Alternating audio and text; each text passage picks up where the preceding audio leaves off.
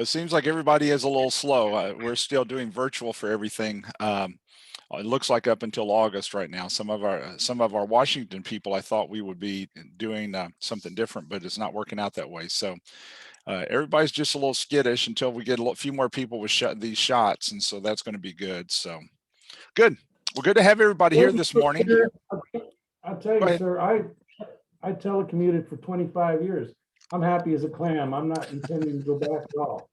Well, that option is available to us. I think that's true with a lot of people. A lot of folks. I like getting out some, but I've enjoyed it too. But yeah, I think a lot of people have done that. Well, welcome this morning. If you're here and you're online with us and you can hear us, then we're going to be talking in just a moment here about handling the paradigm change associated with projects. The purpose for this particular topic that when I started promoting this, I wanted to talk a little bit about what happens in project management as a result of the project, if that makes sense. And so many times when we're working on a project, we're so focused on the project, we're so focused on the ability to run that project and to hit all the requirements and everything like that. But we sometimes don't think about what is happening on the other side, or what's going to be the ultimate impact of that project. And sometimes some of the pushback we get from people, or some of the stonewalling that many of you have even said in classes that you get from people, you think, wow, why are they being a jerk on this project? Why are they stonewalling these things? And we really need to hit these requirements. And we don't realize that really once that project is finished, it's going to change the entire nature of how these people do their job. And it's going to change maybe even where they do their job. And so sometimes people are reacting to our project, not because of you, not because of the project, but because of the ultimate outcome of that project. And so you'll see people who really, really struggle with that. And so when we talk about project management and projects create change. And so if you're not anticipating this, you might be reacting to something that really has nothing to do with you or even where the project is right now. It's the ultimate output of that project. So one of the things I wanted to do was talk a little bit about the paradigm of change associated with a project. And so I wanted to start back with an old text that many of you probably have even been exposed to when you talk about shifting paradigms. And I know that's an old term, but it really is what happens where we're shifting from doing something one way to where we've got a totally different mindset for another way. But Joel Barker was who I was first exposed to probably 30 years ago, probably 30 years ago, when I was teaching one of my first classes. And so Joel Barker is a business futurist. And so he doesn't read tea leaves and look at Ouija boards to see what's happening. A business futurist, if you're not familiar with that term, is someone who looks at the current situations and they make a projection as to how this is going to impact the economy, how it's going to impact government. And they normally look at all the different situations there.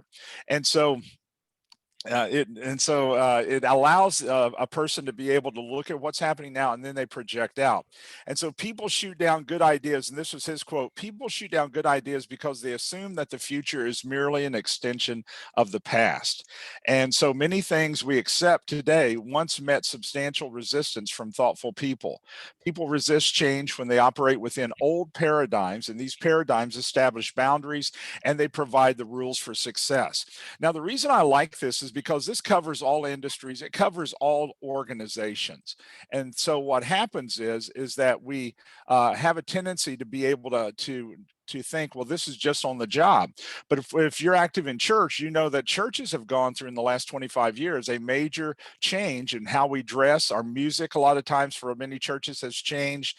I know in the Baptist circles, it was the battle of the drums. It was so silly. And yet everybody was was talking about, I don't know if we want drums in the church. And so we had all of these different things that really changed. But the point is that when we talk about that shifting of a paradigm, it does it for a lot of different reasons. And that's what I wanted us to look at. But project management is one of those huge drivers, because when you put your project into play, that starts creating some of the changes. Some are faster and slower. We know how that is, especially you guys in government. When you have an administrative change, you have some major sweeping changes that happen in some of those situations, and it's driven by the projects that you're working on. So a definition of a paradigm would be a way of thinking, a way of doing something, a standard model or methodology a person or a group follows. And the thing is when we talk about change, we have a tendency to be a little bit nervous about that change until we understand the scope of it, of its impact. And so, is it going to make me have to do something different? Is it going to make me have to work someplace different? Is my job going to change? Are they even going to need me? And that's, for those of you in the IT world that I know are on the call this morning, that's one of your battles that you guys face, you men and women face all the time. You're going to automate a system, and that means that these three people who have done that manually for all those years is now having to look at, okay, what's going to happen to me? And am I even going to like what we're getting ready to do? So when we talk about paradigm shift, it's really a changing of the viewpoint, the model, the processes. And Steve wrote down here on the chat, he said, and I thought it was a paradigm was 20 cents. And so that was based on one of our training courses, if you're looking at the chat. And so we were having some fun with some word games there. And so I put 2 dimes up and called it a paradigm. So I guess you had to be there. But anyway, so it's a changing the viewpoint, the model, the processes, the methodology, the way of doing something, or the view of reality. And whether we know it or not, what we're doing right now with you guys being on here, we've been doing this for a couple of years now with monthly webinars. However, because of COVID, it has totally thrown all of us into a monstrous paradigm shift. And that paradigm shift means, just like what if you heard Doug and I talking, many people are wanting to say, let me stay at home and do my job, and I'll report in once a month or once every couple of weeks to do the face-to-face stuff, but I can do it from home. And I think you're going to see that paradigm play out. Now, right now, we still don't know because we still have so many people still struggling with the COVID thing. But you're going to see that paradigm probably within the next 6 to 9 months and see what's going to happen. It has changed the business nature. So a paradigm shift can take place quickly or slowly. And it can happen through planned actions or natural evolution and effects of the change of the project. So when we put that project in, we might know we're purposely shifting the paradigm of certain things. And for an example, a project that you're working on that maybe is going to change the culture. For an example, let's say you were working on a project and the project was that you were hiring new people for that organization. And so you're purposely going after college people who are just looking for that first job. And so you're going after young people, you're going after people who maybe don't have as many skills, but they've got a degree, so you know that they're going to be sharp. And so if they're trainable, then you're going to be able to have a great workforce. Well, the inclusion of those younger people from college, along with the seasoned people that you have on the job, sometimes creates an entire different culture in that organization. And of course, we all see that and participate in this. So when we look at a paradigm shift, it can be either active or passive. Sometimes when we're doing a project, that paradigm shift is very much passive. In other words, it happens, we kind of know it's going to happen, but the thing is that what it does or doesn't do, we're not really trying to drive it in a direction. We're just concerned about finishing the project. But if we're trying to do it from an active perspective, we're going to be purposely driving that project, anticipating and working with that shift as it goes along. So many shifts are expected in resolving problems or issues at the completion of the project. These expectations or paradigms are shifted purposely because of the project goals. Active paradigm shifts are planned, envisioned, and expected shifts that happen because of the project, which triggers change to the way things are done. And active shifts can be on purpose, and they can be planned, and they can be calculated. When you change a process, I know many of you are from the government that's on here too.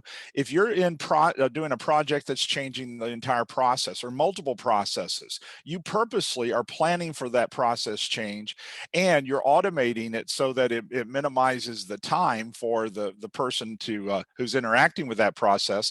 But you're doing an active shift on purpose. You know that paradigm is going to shift because you're changing the process of how you do that, and that's going to be something that's going to be very beneficial for those who are going to interact with it. But that doesn't mean easy. Just because we say it's beneficial does not mean it's going to be easy for us to be able to handle and to take care of. A passive paradigm shift, though, and many of you have had this as well, just like I have. It's a paradigm shift that happens without anyone really driving it. In other words, we put the project into play and everybody's finishing up on the project. And so we did a decent job on the project, but it did impact the people, the organization, the industry, and they discovered something shifting, maybe even beyond their control. It wasn't really planned for. Not talking about the project was planned for, but the paradigm shift was not really planned for. And so passive shifts from the project happen in areas where there's really no planning or expectation of change. Just because we put it into play totally started changing culture. All of those things start happening. And so all that played out in a little different manner. Now, can project managers manage that paradigm shift? And the answer has to be yes, in some cases, if we anticipate it and we look at it as part of our project or part of that at least the stakeholder plan, because you're going to be interacting with these people. So because every project creates some type of change to the organization, department, process, or culture, the project manager has to manage the process in all aspects. And so that means how we deal with the stakeholders. And you remember our definition for stakeholders is not just the people on our team, but anybody who has a vested interest in that project. And so you might have those extended stakeholders that we're talking about that we're looking at for the purpose of it's going to influence them. So we have to have some interactions. And then managing the shifts in these areas does not mean the project manager has control, power, or authority over all these areas. They probably don't in most cases. But sometimes the project manager is the one providing the information, who's providing the support, who's providing the encouragement to the people who are going to be the users of that project, and they're concerned about that. And so the point is, others might have control and authority, but you're the project manager who's going to be engaging with them to be able to do some of those pieces. So the project manager can make sure that any critical issue, any potential area is discussed with the stakeholders as much as you possibly can. So my position would be that we increase communication, which allows people to hear what's going on. And we give more feedback to these people on what's happening, what the progress is, and what we see is going to be changing. Now, it's the problem with that sometimes, or the challenge, let me see it as a challenge, is that if I'm running a project and I'm doing it for you, and you own all the people on your side that's going to be affected by my project, it might not be real easy for me to be able to get to that stakeholder and update that stakeholder and help them with the change. Now, I might need to be talking to you about it. I might even offer to encourage them to be part of some of these meetings to where they can interact with it.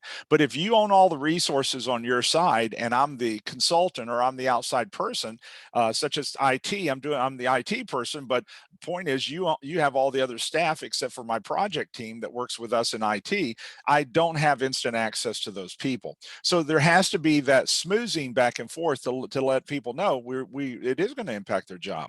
So a transition of the project to operation requires a discussion with the customer and the user, and training as part of that transition requires coordination for the classes and knowledge transfer. So we've talked about the transfer of knowledge. We've talked about the training needed when we're handing off, say, an IT project. But the point is that we're handing off several different things. And so it's not just the training, obviously, or the knowledge to run the project now that it's in the operations, but it's also what's the impact that's going to have. And sometimes that's the piece that we might be kind of weak on. Now, as we continue with the project manager managing the paradigm shift, the best practice for managing the paradigm shift is to create a transition plan during the planning process. And this is how we could actually manage this. This plan will consider the areas where the project influences change and the process for handoff. Now, those of you who have done projects for a lot of years, you do this sometimes in an ad hoc manner because it's not really looked at as a formal plan. And so many of you just kind of do this as an ad hoc manner. I think what you're going to see, and you are seeing with PMI and with other organizations and authors who are writing on project management, is that transition period is really going to become more formalized because we do such a cruddy job sometimes with handoff. We have that dump and run philosophy that we've talked about in class, or we don't really plan enough time to train the people and transition it. So when there's no transition plan, it's easy for the project to dump the project into the hands of the customer or the operations and not give adequate time to move that over with knowledge transfer. And that's not criticism. That just seems to be the way it is with all the projects on our plate and with us running 100 miles an hour for everything. So projects create changes in a lot of areas. So let me give you a list of some of these. And this isn't an exhaustive list. You probably have some examples that's beyond this, but here are some areas that seem to be very common to us. So projects, when we do a project, it can create changes. For an example, in the organizational culture, the project culture could be totally different. Many of you are doing the hybrids and the agile, which is totally different than traditional, and so that's even a different culture in how you're working on that project. Process efficiency, production of products is going to could make a difference. Resource usage, speed in doing business, and think about it, how fast we do business now compared to a few years ago, and still requirements for workers. And so all of these can make a huge difference. What workers are needing now, in 5 years, they're going to need something even totally different. So the projects will make a huge difference in shifting and creating some of these changes that we're talking about. So let's talk about the organizational culture, because this seems to be one that happens when we introduce a new project. And so the organizational culture, the culture reflects the internal cultures and environments of that organization. And so different departments can have a little different culture. And so the point is that that project's being completed for a department, it could totally change how that department is. The project shifts this culture. It causes a reduction maybe in management or increases the speed of making decisions. All of that changes the whole dynamics of everything. In the 1960s and 70s, you had one supervisor for 7 workers, because it's very top down. They spoon fed every decision to the worker. And through the 70s and 80s, it got up to about 1 in 80 is what it was. And so you saw a huge difference. You need your people to be even more higher caliber and more have more abilities to make their own decisions. Well, in a project management team, you need it like crazy like that, because it's very important. So the project shifts the culture, causes a reduction maybe in management. The culture pushes more authority down to the project team to allow projects to move along without bottlenecks and work stoppages. You've seen that transition where you are over the last several years. And some do it better than others, you know what I'm saying. But the point is, we've seen that transition. What about the project culture? What have we seen happen in last several years? Well, in 50s and 60s, it was pretty much top down. You were told what to do. You were a worker bee. Not today. We need your advice. We need your input. We need your insights. What do you see? So the culture changes as management and the team adjust and accept more responsibility for project outcomes. A successful completion of projects build confidence for project oversight from others rather than management, and new methodologies might be attempted to increase the performance of specialized projects. And those new methodologies we're seeing right now is hybrid, Kanban.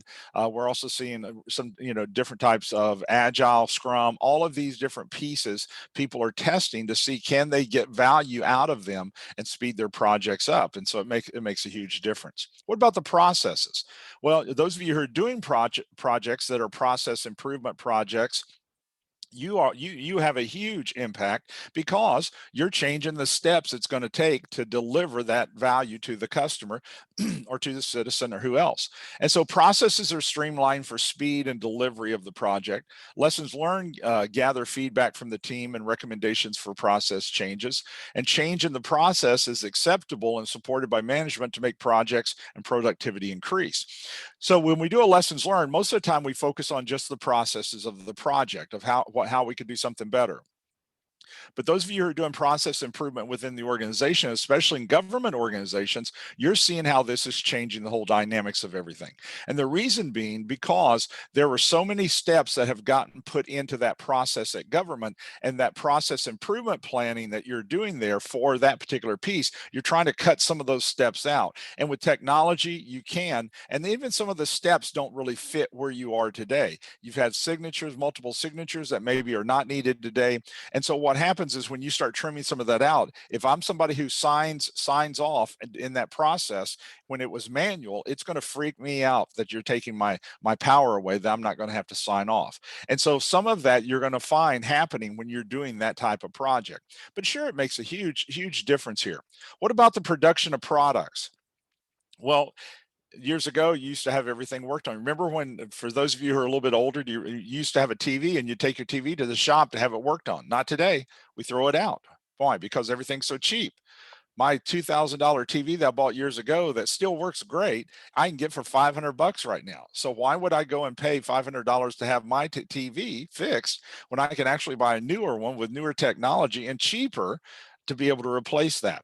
And that's the whole mindset that's so different. So the production of projects produce some type of product or service to everybody. And so the goal is to produce high quality products and services as quickly and efficiently as possible. And that's why many of our projects are being run through as fast as they are, but also they're trying to cut down on some of the processes or steps we're having to make. So product development can be supported or hurt by a production process. The focus must include features or functionality desired by the project goals. And for those of you who have never worked on the product side, just look at your iPhone or just look at any product that you have. The person who gets those new features out on that phone, on that cell phone first, dominates the market for at least a small window of time. And so the person who comes in second, it's not the same. They don't get it out there as quick. It's not the same. And so that's the reason why product development is got so much pressure to get it in the market and to establish the market that they have whatever that new feature is. And then the resource usage. How are we using our people? Resource allocation supports the priorities of the project, and it also if it's misallocated, then there's no prioritization of that project. And so we've got our people running in too many places. So people on the team are not just workers to complete a portion of the project, they're considered experts who have a distinct view of the project. And so that's what I was saying. They're no longer worker bees like they were in the 50s and 60s. They're being looked at now as people who bring expertise, and they should be, because they see stuff that we don't see. And they're out there working with that project day in and day out. So you absolutely want their input. And so as we make decisions and things. And then the next one that we talked about was the speed of doing business. Oh my gracious, is it not unbelievable how fast we can do business? I think this is the reason why it drives me nuts. And the cable people is the people who do this. And here you've got cable people, and they're going to put cable in or internet in, and they can't tell me when they're going to be here.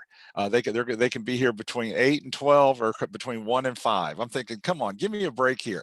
And most project managers probably have that same kind of feeling. You can only give me a 4-hour window of time. So the speed of doing business, it increases in how an organization conducts business, provides products and services. Speed increases when manual steps are substituted with technology and automation. And that's what we were talking about a moment ago. And because technology can reduce mistakes, the process becomes more consistent, which ultimately increases the speed and potentially the return on investment. If you look at book publishing or article publishing, you can do so many things and email it compared to having to physically mail it or FedEx something to someone else. You people who are doing the online university, I mean, the speed that they can work on their degrees now is just unfathomable compared to years ago. So speed of doing business, speed of being able to interact is something. And then the skill requirements from each worker. What we need for future people is going to be a little different, and it should be. So projects create changes in the skills, the core competencies, an organization desires. The skill one needs today will be different in 5 years, and some of these needs are already shifting as the organization adjusts to the changing environment. And so we're looking at so many different things. For an example, who would ever have thought that being a police officer at the Capitol would be one of the most dangerous places in our country, and yet we've seen so many things happen around the Capitol.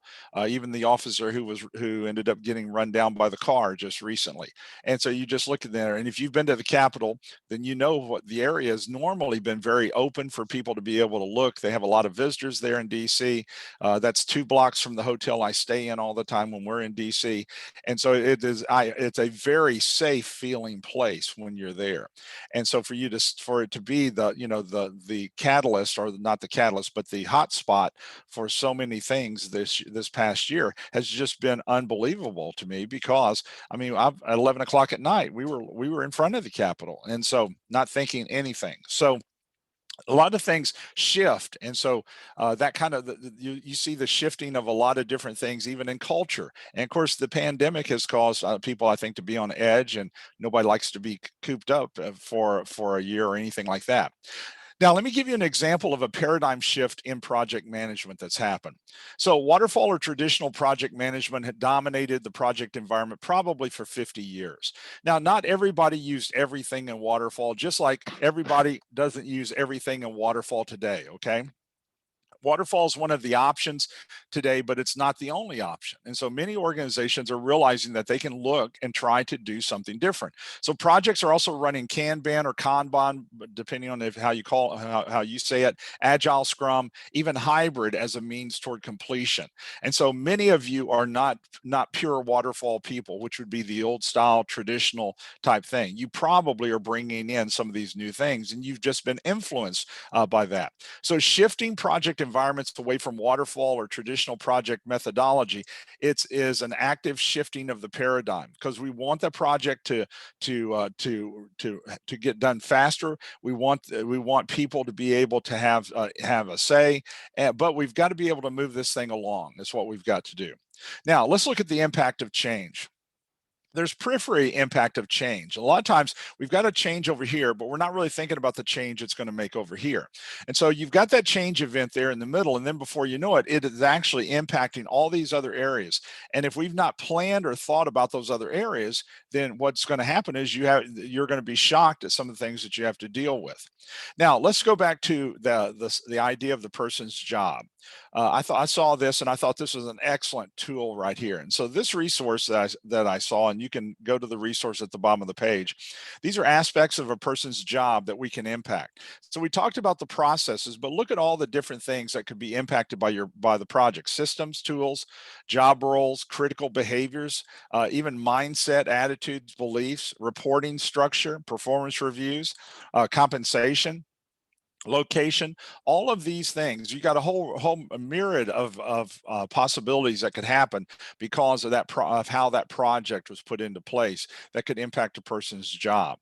And so the internal processes can change to support the new system and way of doing business, and we know how that is. We've seen that actually happen. Job roles, I'm just picking a couple of these, can change when a completed project changes the way an organization does business. So now the way they're doing business is something totally different than what they did before. So just a couple of those for you to consider. All right, let's take it to a PMO. So how paradigms are shifting how a project management office has to do work, or how they oversee projects. So the project management office vacillates in some organizations. And so this is due to determining how much intervention the PMO should enforce with the project team compared to the amount of authority the PMO possesses. And so this is always a challenge for the PMO unless they've gotten clear guidance, or unless the PMO is an enterprise PMO that is connected to top leadership. And so PMOs are discovering that less intervention is actually better in many projects. Now, I didn't say no intervention, because if it's going down the tubes, then you have an obligation as a PMO to interact with it. But less intervention is allowing the team time to be able to grow and to be able to expand. So less intervention allows the team to fix the project while increasing their knowledge and experience. But it doesn't do it without some bumps in the road, obviously, because sometimes they're doing something they don't know. So they're having to be coached or mentored and those type of things. Now, the shift of the PMO differs based on the type of PMO it is. Now, we know that if you're looking at PMI basically goes back to 3 levels of PMO. There might be more than this across the world, but the 3 basic ones that PMI goes back to would be supportive, and this level really has little or no authority. It's a recommendation office. They make suggestions if you seek out help. They don't have any authority over the projects in most cases. The one in the middle is called controlling, and this level has some power, but most of the time their power is probably connected to a methodology, templates. They make recommendations too, but a lot of times their power is still limited. And then you've got directive. And so this level can stop or take over a project. They could change PMs. They could also change the team members if they want to. So directive has all this power over the project if they need it to be able to step in and to be able to control that.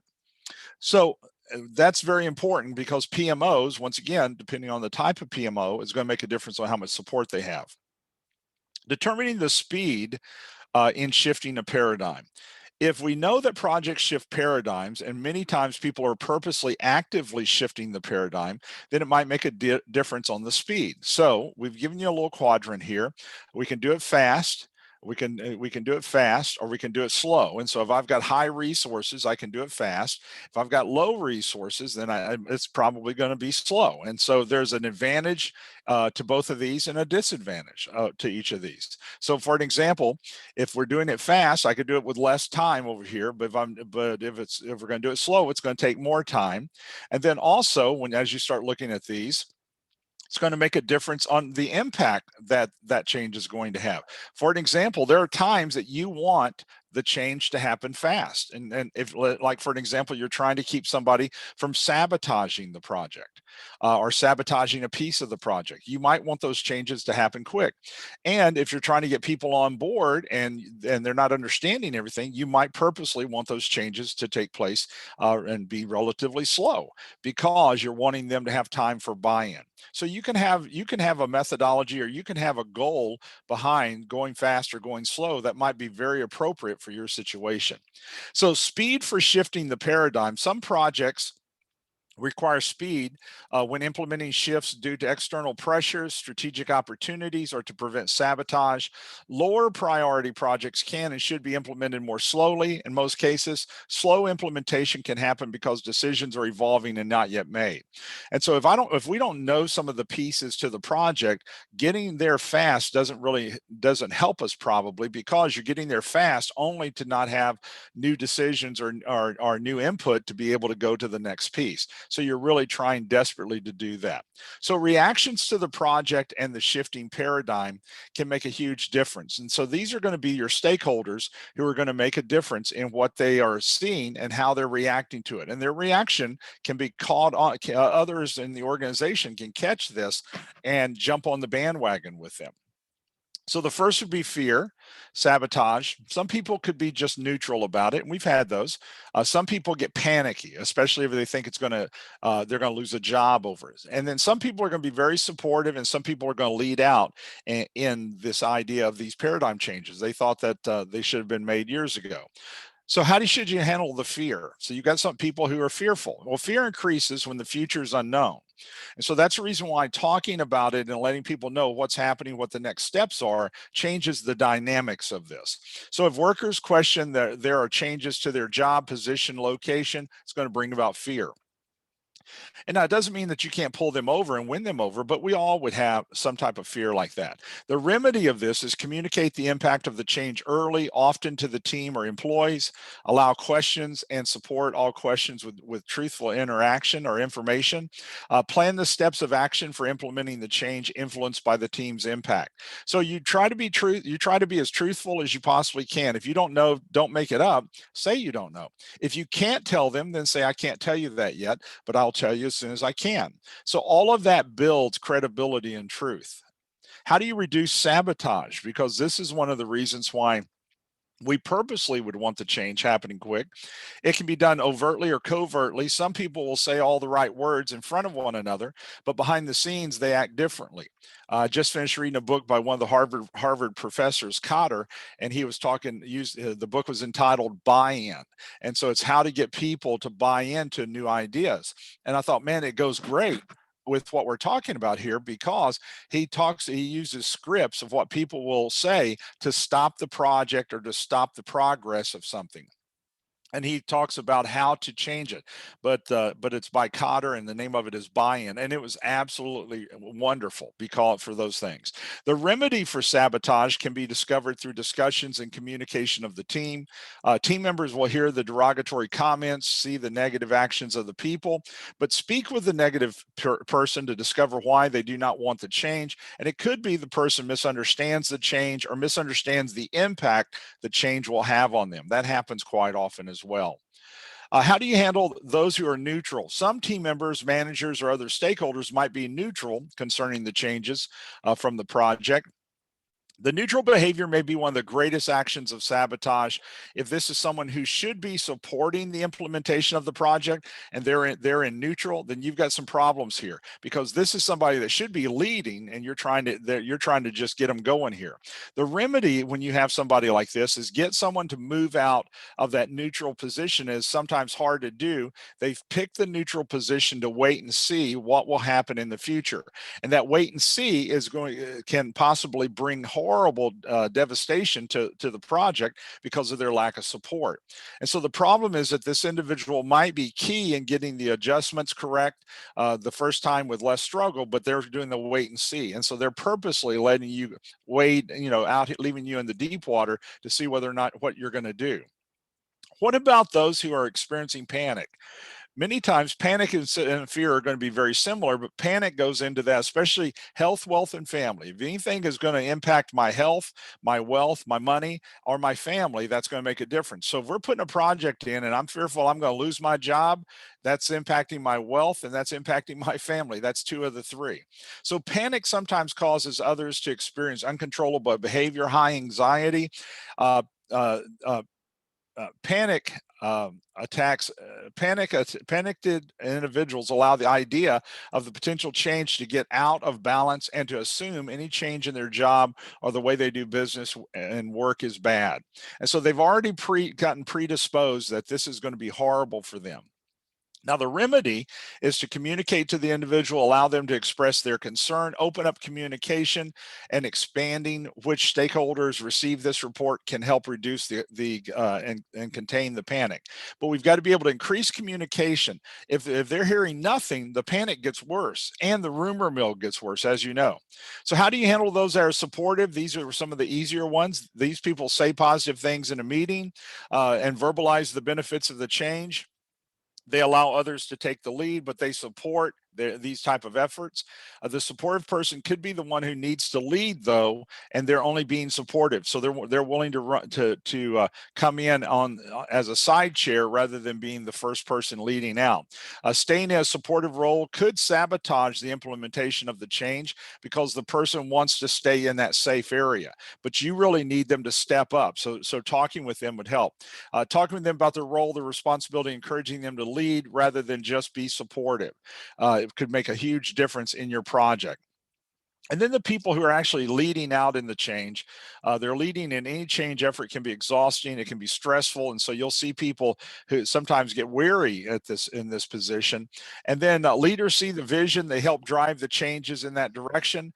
The remedy of this would be leading individuals must stay in sync with the project and implementation plan.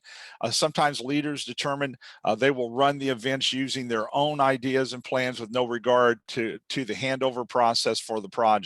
And so it can create a heck of a challenge in that particular piece. Now, let's stop for just a second. What questions do you have on this part or comment before we go into these last 13 slides here? Comments or questions?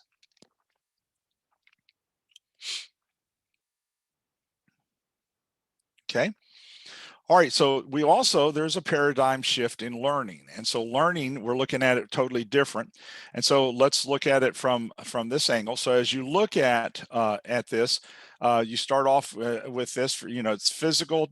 Well, go back to 8. It's fragmented to whole systems, compliance to play, part brain to whole brain, individual to collaboration, classroom to coaching. You see the shift, and we see all of these. All of you who are supervising people, you felt that.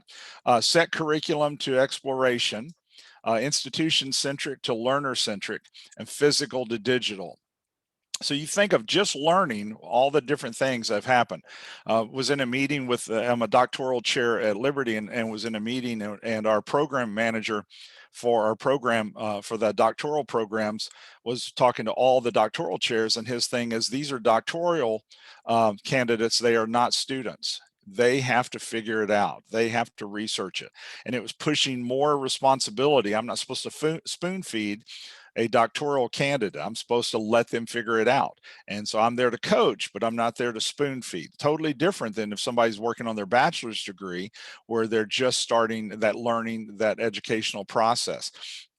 And I thought that was a great idea because he's absolutely correct. They need to be able to figure it out. So how does this shift take place then? Any kind of shift requires a driver or to influence that change. Now, many times it's the project that's the driver. So the stronger the driver, the faster and more consistent the change.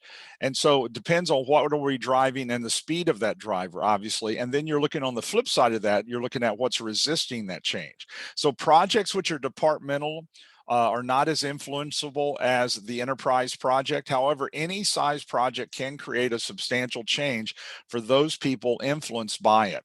So a department's not influencing the whole organization, but it can sure make a huge change in that department. But an enterprise project could change the entire culture of the entire organization. So the challenge is to use forward thinking to anticipate, plan, execute plans which make the shifts and changes smoother rather than haphazard.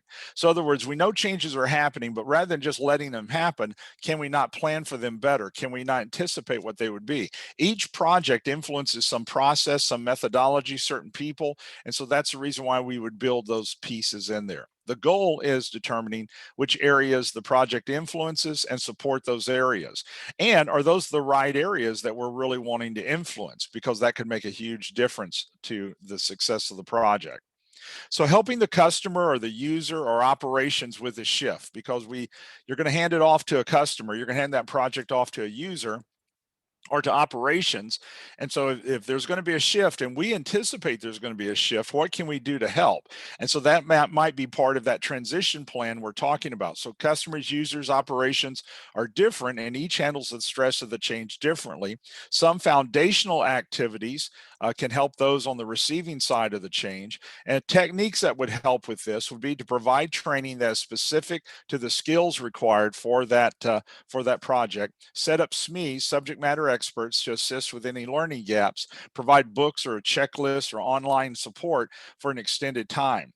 One of the frustrations that I have, and you probably do too, is that you're asked to do something, and so you're given not much direction, so you end up doing it only to have someone kick it back and say, no, you didn't follow the guidelines. Well, what guidelines? Those guidelines should have been sent out first. We will see that in education all the time. You're asked to fill something out or to do something, and so they'll be kicked back and you're asked to redo it to follow these guidelines. Well, why in the heck weren't those guidelines sent in the first place? Why wasn't that checklist given in the first place? If I'm supposed to be following it, then that should have been part of that upfront piece, and that's very frustrating to people. So how the shift happens from the project. So you've got project and preparation, and then it impacts that shifting the organizational paradigm.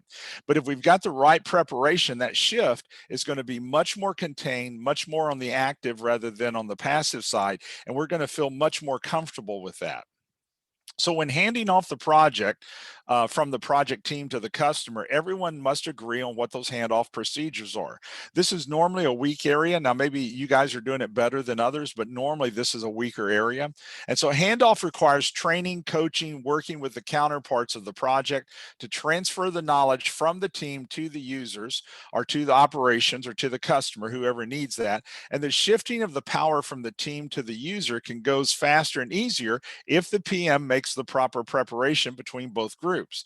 But what we have so many times is we don't plan for that transition. We don't plan for that training. We look at that as being outside of something we need to be doing for the project. So why project managers do not plan the transition? This is a very common thing. First off, planning for the transition and paradigm change is neglected because it's unclear who should be doing the planning. So the customer thinks project manager should do it. The project manager thinks customers should do it because it's their people. And so basically nobody's doing it. And so you've got something to where the project might have run great, but it's being handed off in a terrible way. And so that needs to be part of that discussion. Second, planning for the transition is the responsibility of the project manager. We're transitioning it to you, the customer. So I bear some of the responsibility there. Now you bear the responsibility in having your people ready. You bear the responsibility in giving them time to learn it. but we bear the responsibility in passing that on. So planning and readiness for the acceptance of the project should take place on the customer's side, and both the project manager and the customer are failing to do either in the transition, and so we have to look at this. So let's focus for just a second on the transition plan. I believe this is going to be a bigger deal in the next 5 years with project management, because this is a huge impediment that we deal with. So transition planning documents the process, the steps for handing the project off. It's moving it from the project team to the customer or user. So transition planning requires transferring the knowledge, and that could involve several things, such as creating checklists that will support the shift. Now, the checklist for the transition plan could be a lot of things. So do not leave anything to chance is what you're looking at. You want to make sure you include that. So spell out everything and make assignments for clarity, because what's clear to you might not be clear to the people with you. So who will be doing what? What's the time frame, the deadline for each item? What type of meeting, what type of report or communication is going to be needed? Also, which specific individuals are part of the training and for the knowledge transfer. It's going to make a huge difference to have the right people in there for that training. And then what you're trying to do is there's a readiness of the project team and the user, because you've got to have the project team ready to be able to pass that knowledge along. So you've got your project team and you've got your customer there. And so the project team over time, especially as you're getting ready to hand it off, they're decreasing in control, and your customer or your user is actually increasing control over the project is what you're trying to do. And so all of those things are what you're trying to have happen in that transition. So the readiness of the project team and the user, all parties need readiness for the transition to take place. Readiness is more than setting a date for the transition. It's making sure the users or the customers have the right mindset, they're supportive. And readiness is harder when the operational stakeholders are fearful, negative, and not supportive.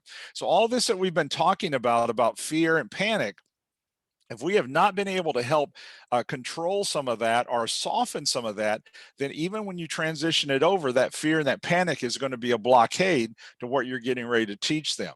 And so they're fearful, they're negative, they're not supportive. And so what are the conditions and the characteristics to verify the project team and the customer are ready for transition? And so that's a discussion that has to happen. How do I know our people are ready to give that information? How do I know their people are ready to take that information? Now, readiness and building the relationship with the user should begin very early in the project and not just in the last couple of weeks. So this should be looked at as a substantial plan that's going to be needed at the end. And so including a proper transition to stakeholders who are ready can make the difference in a successful project handoff. Readiness needs a foundation of planning on the operational side to blend what is coming to influence them.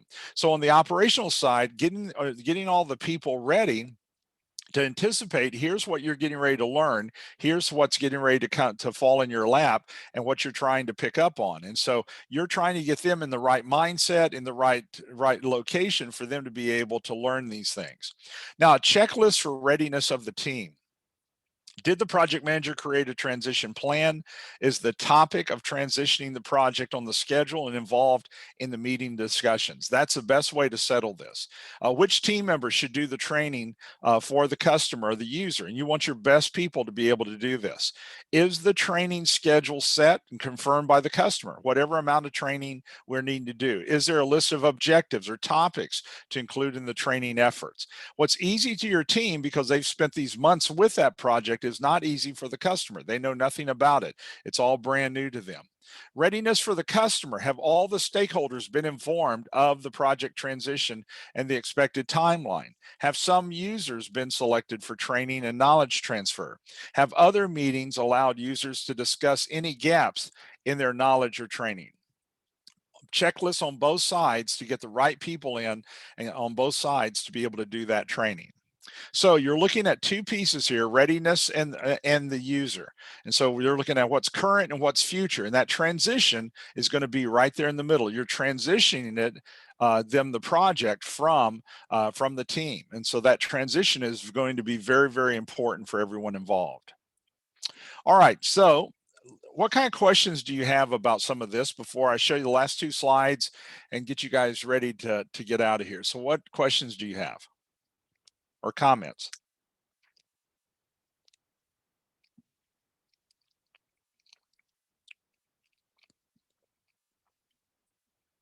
Okay. All right, so the last couple of things. Next month on June 11th, I'm going to be doing a webinar on preventing failed projects, how to use monitoring and tracking to reduce any project from failing. And so that's going to be in June. And then just a couple of things to mention to you. We have been using the new PMI, PMP exam prep bootcamp material since last July. And so I guess we've done 7 or 8 boot camps since then. And it is excellent. And so if you don't know about this, all the PMP exam prep material has to come through PMI. You have to use their material. And of course, the companies have to send a trainer in to be trained by PMI and so forth. We've got 2 boot camps happening, one in June and one in August. And so if you haven't gotten your PMP or you know someone who's needing their PMP, these are some dates that hopefully will help a little bit. But the material is excellent and our passing rates are super strong with the new material. And so if you know of anyone who would be interested in being part of this, we're doing it virtual, and so they can do it from anywhere they live, and we're doing it in 4 days, and then they can take their test within the next several weeks after that. So it has been super strong. The material is outstanding, and I was a skeptic of how the material would be when I found out they were writing it, but the material is stellar, and that's the only material you're needing for that particular for the boot camp. So that's what we're going to be doing in June and August. And so anyway, any last minute questions from anybody?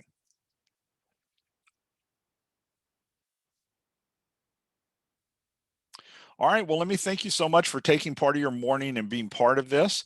And so I hope you have a wonderful week. And so anyway, thank you so much. Bye, guys. See you next month. Thanks, Keith. Very informative.